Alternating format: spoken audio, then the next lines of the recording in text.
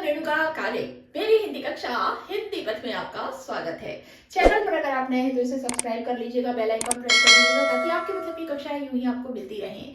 कहानी हम इन दिनों देख रहे हैं, लेकिन अब मैं कहानियों का रुख मोड़ रही हूँ सारांश की ओर। जी हाँ, महान साहित्यकारों की कालजयी रचनाएं जो है ना, जो छोटी भी हैं और बड़ी भी हैं और उपन्यास के रूप में भी हैं, और पाठ्यक्रम में कहीं ना कहीं ये रचनाएं समाहित होती हैं और सम्मिलित होती हैं, तो इन्हें हमें पूरा पूरा टाइम देकर पढ़ना मुश्किल हो जाता है। एग्जाम के टाइम में उसका सारांश अगर हमें मिल जाए तो बात बन जाती है। बस इसी बात के मद्देनजर आज मैं आपके लिए लेकर आई हूँ मुंशी प्रेमचंद की बहुत ही प्रसिद्ध और कालजयी रचना पंच परमेश्वर का सारांश।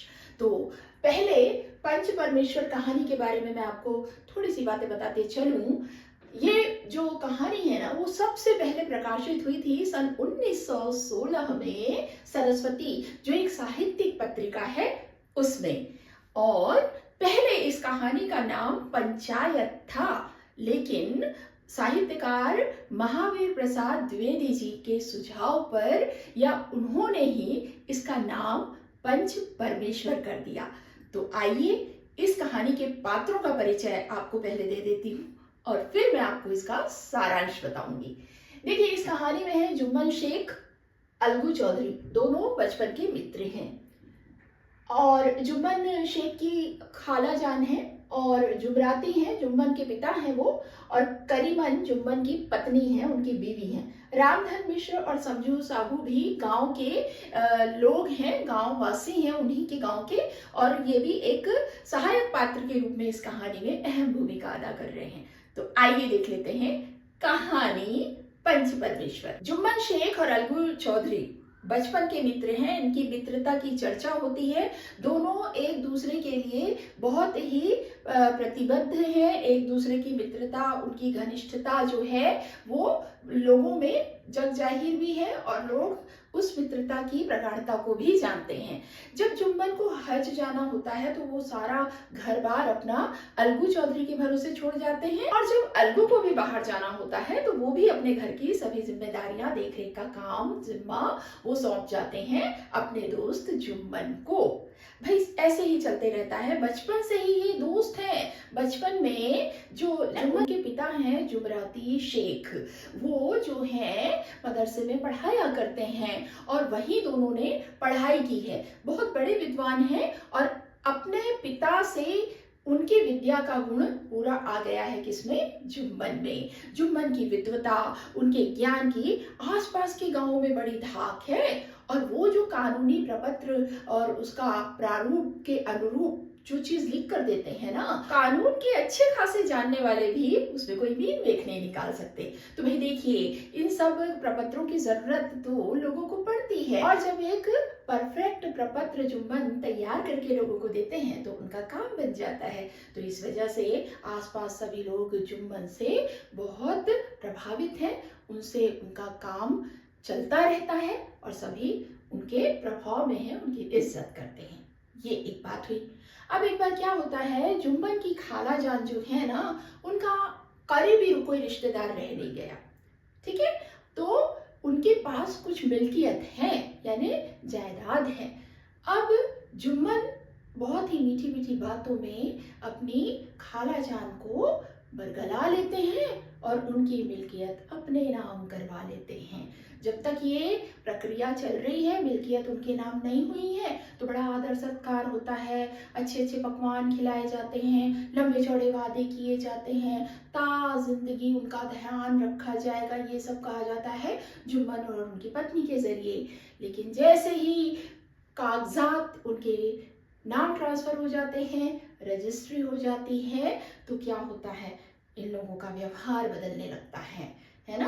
और थोड़े समय के बाद तो उनकी पत्नी जो है, जुम्मन की पत्नी, जी हाँ, उनका नाम क्या है? करीमन है, वो जो है खाला जान के साथ बड़ा दुर्व्यवहार करती है। 2 वक्त की रोटी भी उन्हें दी जा रही है तो बहुत सुना सुना कर दी जा रही है। तो खाला बहुत परेशान होती है और आखिर हार कर वो जुम्मन से इसकी शिकायत करती हैं। शिकायत, जुम्मन को तो पता है क्या हो रहा है, जुम्मन भी सब जानते बूझते हुए अनदेखा कर रहे हैं, और वो खुद भी खाला के प्रति क्या हो गए हैं, निष्ठुर हो गए हैं। खाला कहती है जुम्मन से कि मैं बहुत परेशान हो गई हूँ, तुम ऐसा करो मेरे लिए माह का खर्च दे दिया करो। अब जुम्मन भी बहुत अकड़ बताते हुए कहते हैं कि आपकी ऐसी कौन सी बड़ी भारी मिल्कियत है कि महीने का खर्च निकल जाएगा, ये हम नहीं देंगे। खाला कहती है कि तुम मेरी बात नहीं मानोगे तो मुझे पंचायत बुलानी पड़ेगी। अब क्या होता है, जुम्मन सोचते हैं अच्छा ये पंचायत बुलाएंगी, मेरे तो आसपास के कौन से गांव में ऐसे लोग नहीं हैं जो मेरे ऋणी ना हो या मैंने जिन पर उपकार ना किया। कानूनी प्रपत्र उन्होंने उसके लिए तैयार किए हैं, तो उनको पूरा भरोसा है कि पंचायत तो कर की खेती है, बुला ले, मेरा कोई क्या बिगाड़ लेगा। अब जुम्मन की इरादे जानने के बाद खाला समझ जाती हैं कि मुझे पंचायत ही बुलानी पड़ेगी। वो अपनी झुकी हुई कमर से लाठी लेकर आसपास के गांव में सबके पास जाती हैं, अपनी व्यथा बताती हैं और कहती हैं कि पंचायत में आ जाना, मेरे लिए खड़े रहना। आखिर में सब घूमने के बाद खाला जान जो है अलगू चौधरी के पास जाती हैं और अलगू से कहती हैं कि तुम भी यहाँ पंचायत में आ जाओ बेटा। अलगू कहते हैं क्या बात कर रही है खाला जान, आप तो जानती हैं हम लोग बचपन के दोस्त हैं और मैं वहाँ आकर क्या करूँगा। तो खाला बोलती हैं देखो बेटा, वहाँ पर न्याय की बात करनी है और सब लोग आ रहे हैं, मेरे तरफ से तुम भी तो आ जाओ। तो बोलता है खाला देखिए मैं अपनी बचपन की मित्रता में बिगाड़ नहीं कर सकता हूँ और इस तरह से हमारे संबंध बिगड़ जाएंगे। तो खाला बोलती है जाते जाते सिर्फ इतना बोलती है, क्या बिगाड़ के डर से ईमान की बात नहीं कहोगे बेटा। और खाला चली जाती हैं।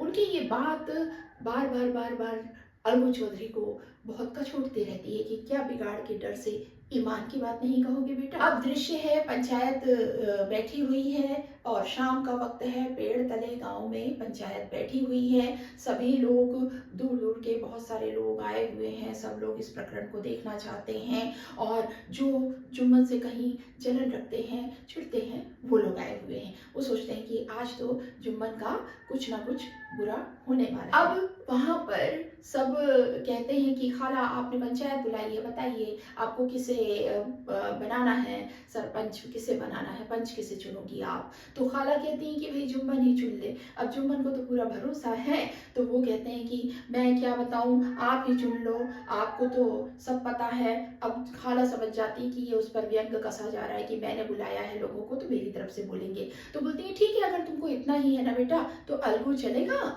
अलगू के को बना दें। तो वो जो जुम्मन रहता है वो तो मन ही मन बड़ा खुश होता है, अरे वाह अलगू चौधरी ये तो मेरा बचपन का मित्र है, काम बन गया मेरा। वो बोलता है हाँ हाँ, और फिर इस तरह से अलगू बनाए जाते हैं। पंच की कुर्सी पर विराजमान होते ही अलगू जो है वो एक अलग सी अनुभूति से भर जाते हैं।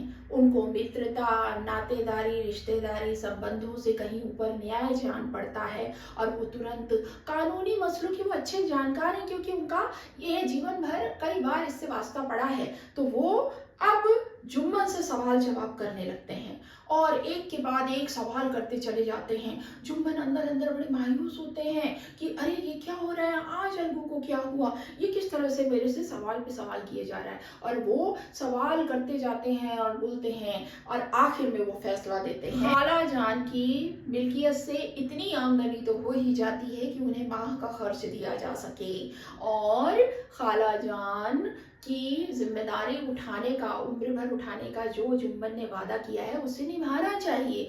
अगर वो ऐसा नहीं करना चाहते हैं तो ये हिब्बानामा यानी कि जो मिल्कियत की गई है जुम्मन के नाम उसे रद्द किया जाए।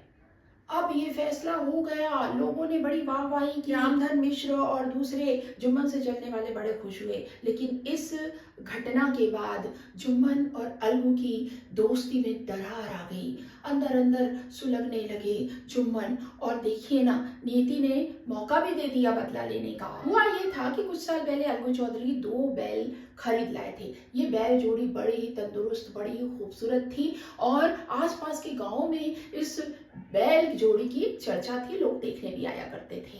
वो उसकी बड़ी देखभाल किया करते थे जोड़ी की, बैल जोड़ी की। अब क्या हुआ, किसी कारण से एक बैल इस जुम्मन की पंचायत के 1 महीने बाद ही एक बैल मर गया। अब जोड़ी का एक बैल चला गया तो एक बैल अब क्या करेंगे वो? तो उन्होंने क्या किया, अलगू चौधरी ने समझू साहू नाम का एक व्यापारी था, उसको वो बैल जोड़ी बेच दी। अब ये समझू साहू कौन है? वो गांव से मंडी और मंडी से गांव अनाज और दूसरे सामान को लाता ले जाता था, बेचता था, ढोता था, लाता था, ले जाता था। ठीक है। और इसके लिए उसने देखा कि अरे वाह, ये तंदुरुस्त बैल, ये तो कई खेपे निकाल देगा बैलगाड़ी की। और उसने उस बैल को बुरी तरह से काम में लगा दिया। ठीक है। और उसको 3-3, 4-4 खेपे करने लगा, ना उसके खाने का ना उसके आराम का कोई ध्यान नहीं रखा, चारा पानी नहीं देता था। बैल जो था वो बेचारा सूख कर कांटा हो गया, पसलियां निकल आई। और एक बार तो उसने 3 खेप 4 खेप कर डाली, खाना पीना दिया नहीं बैल को, और बैल के ऊपर जरूरत से ज्यादा बैलगाड़ी में माल और सामान लाद दिया। अब बैल जो है सह न पाया और वो स्वर्ग सिधार गया। ठीक है। अब बात क्या हुई थी कि सौदा हो गया है, बैल उसने समझू ने खरीद लिया है अलगू चौधरी से, और 1 महीने के बाद वो पैसे देने वाला है। लेकिन इसके पहले ही बैल चला गया भाई। अब जो है समझू साहू, वो जो है वो पैसे देने से इनकार करने लगा। ये तो बड़ा नुकसान है। तो फिर अलगू चौधरी ने कहा कि मैंने तुमको तंदुरुस्त अवस्था में बैल दिया था, तुमने उसका हाल ये किया और इस वजह से बैल मरा है, मुझे पैसे दो वरना पंचायत बुलाऊंगा। फिर वही हुआ भाई, पंचायत बुलाई गई। वही सीन फिर से उपस्थित है, गांव वाले सारे लोग वहां पर हैं। अब ये समझू साहू जो है ना, वो जानता है कि जुम्मन और अलगू की पट नहीं रही है, और जब से जुम्मन के खिलाफ फैसला दिया है अलगू चौधरी ने, तो जुम्मन भरे बैठे हैं कि मौका मिले और वो इसका बदला लें। तो वो कहता है मैं चुनता हूँ किनको, पंच बदता हूँ किनको, जुम्मन को। अब जुम्मन अंदर अंदर बड़े खुश तो होते हैं, बोलते हैं अरे वाह, मौका मिल गया बदला लेने का। और जब वो सर्वसम्मति से पंच के लिए स्वीकृत होते हैं, अलगू भी हामी भर देते हैं, और जब वो पंच के पद पर आते हैं तो वो जाने कैसे उनके अंदर ये बात आ जाती है कि ये बहुत महत्वपूर्ण पद है, और ये देववाणी होती है, पंच के मुंह से निकलने वाली वाणी, खुदा की जुबान है ये, और मुझे सही फैसला ही देना है, मेरे ऊपर बड़ी जिम्मेदारी है। और वो समझू साहू से सवाल जवाब करते हैं और तमाम तरह की बातों के बाद वो फैसला सुनाते हैं कि जब अलगू ने इन्हें बैल बेचा था, बैल बिल्कुल तंदुरुस्त था, उसे किसी तरह की कोई समस्या थी नहीं, और समझू साहू ने उस बैल के ऊपर अत्याचार किया, उसके खाने का ध्यान नहीं रखा, चारे का ध्यान नहीं रखा, उसे जोत डाला काम में, और इस वजह से बैल जो है वो स्वर्ग सिधार गया। तो अब ये पूरी जिम्मेदारी बनती है समझू की कि समझू साहू अलगू चौधरी को बैल का पूरा रुपया दें, दाम दें।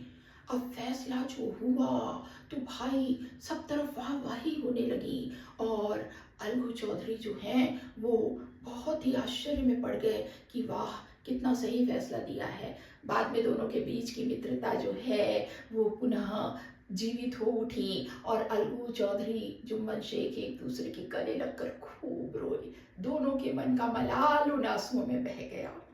तो अब देखिए कितनी प्यारी ये कहानी है, और पंच परमेश्वर जो कहानी है ना, वो आज के समय में भी हमें ये सीख दे जाती है कि रिश्ते नातों के ऊपर, मित्रता के ऊपर, अपने व्यक्तिगत स्वार्थ के ऊपर न्याय है, और अगर आप उस अवस्था में हैं तो न्याय कीजिए, किसी के साथ अन्याय मत होने दीजिए। तो ये हो गई कहानी पंच परमेश्वर, इसका सारांश। इस कहानी पर इसी का भाग 2 लेकर मैं आपके पास दोबारा आने वाली हूँ, क्योंकि उसमें हम इस कहानी के बारे में विश्लेषण करेंगे, इसकी परिस्थितियों को पलट कर देखेंगे, ताकि आप अगर परीक्षाओं में इस पाठ को लेकर जा रहे हैं तो आपको उसमें अपना 100% देने में मदद मिले। पूरी तरह से किसी भी तरह से सवाल आपके सामने आए तो उसे आप कर लें। तो मिलते हैं, तब तक के लिए स्वस्थ रहिए, मस्त रहिए, और दीजिए अनुमति हिंदी पद से अपनी काले मैम को नमस्कार।